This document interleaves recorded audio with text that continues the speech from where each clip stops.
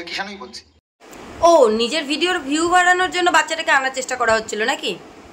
মানে বাচ্চাটাকে যদি সে নিজে আনতেই চাইতো তবে সে তখনই নিয়ে বেরোতো যখন সে ব্যাগ ভর্তি নিজের জামা কাপড় আর নিজেকেও সযত্নে নিয়ে বাড়ি থেকে বেরিয়ে আসতে পেরেছিল।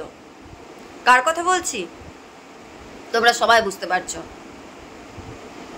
হ্যাঁ, আমরা সন্দীপ দাদা ভাইয়ের স্ত্রীর কথা বলছি।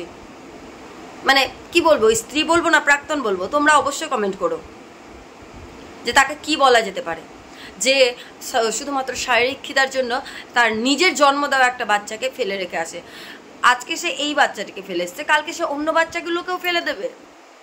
কারণ যে একবার করে সে বারবার করে, সে যে কোনো কাজ তোমরা মিলিয়ে দেখতে পারো।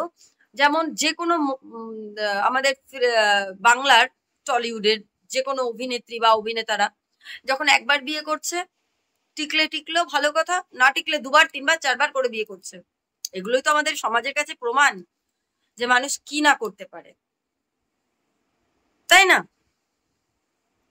আর সে একটা স্বামীর কাছে সুখ পাচ্ছে না, আরেকটা স্বামীর কাছে শারীরিক সুখের জন্য দৌড়ে যাচ্ছে। তারপর তার কাছ থেকে মিটে গেলে, তার কাছ থেকে সন্তান হলে হয়তো আর একটা নতুন কারো কাছে যাবে, জানি না যদিও বা, যার যার মানসিকতা তার তার। কিন্তু এগুলোকে আমি কোনোভাবে সাপোর্ট করি না, একদমই না। কি করে মানুষ পারে এইরকম হতে? তোমার কি মনে হয় অবশ্যই কমেন্ট করো। আর আজকে যখন নিজের ফায়দার প্রয়োজন বা বাচ্চাটিকে দেখিয়ে দেখি তোমাদের সিম্প্যাথি নেওয়ার প্রয়োজন, বা বাচ্চা না নেওয়ার জন্য আমরা যারা তাকে বিদ্রুপ করছি তাদের মুখে ঝামা ঘুষে দেওয়া প্রয়োজন, তখন সে বাচ্চাটিকে আনার খুব ইচ্ছা। তোমরা যারা যারা সাপোর্ট করো সন্দীপ দাদা ভাইয়ের কাছেই থাকুক তার বাচ্চাটা, কারণ সেখানে তার ঠাম্মি তাকে এতটা ভালোবাসে যে তার মায়ের অভাবটা হয়তো তাকে বুঝতেই দেয় না। আর তার মা তো কোনো রকম দায়িত্বই নিতে চায়নি, সেই জন্য উড়ে বেরিয়েছে। সে সবসময় এইভাবে উড়ে উড়ে বেড়াতে চাইছে। খুব ভালো কথা, খুব ভালো কথা। কিন্তু সময় শেষে বা একদিন কিন্তু এমন আসবে যখন হয়তো পাশে কেউ থাকবে না।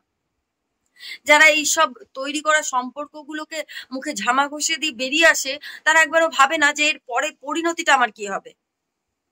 কেন ভাবে না? তাদেরও ভাবা উচিত যে এর পরের পরিণতিটা আমার কি হবে, কি হতে চলছে আমার সাথে। আমি যে মানুষের সাথে বেইমানি করছি, তাহলে আমার সাথে কি হতে পারে। আর পৃথিবীটা কিন্তু গোল। আজকে যেই কর্মটা তুমি করবে, কালকে তুমি সেই কর্মের ফিডব্যাক পাবেই, এটাই নিয়ম, এটা হবেই। যতই যাই করে নাও কেন, এটা হবেই হবে।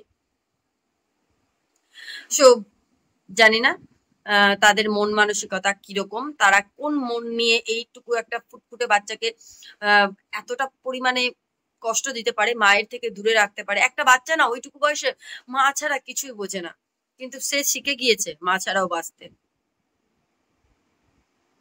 যাই হোক, আমি যদি কিছু ভুল বলে থাকি তবে মাফ করে দিও। আর যদি ভালো লেগে থাকে অবশ্যই লাইক কমেন্ট শেয়ার করে পাশে থেকো। আর অনেক দিন বাদে আমি একটা ভিডিও করলাম, কারণ এদের একঘেয়েমি জীবনগুলো নিয়ে কিছু বলতে না আর ভালো লাগছিল না। আমি নিজেকে একদম পাশে সরিয়ে নিয়েছিলাম। কিন্তু নতুন করে আমি আবার তোমাদের সাথে মিশতে চাই, তোমাদের ভালোবাসা পেতে চাই। পাশে থেকো সবাই। নমস্কার, দেখা হবে পরবর্তী ভিডিওতে। টাটা।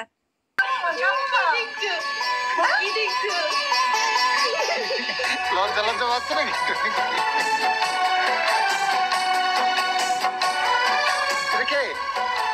কে চিনতে পারছো তুমি?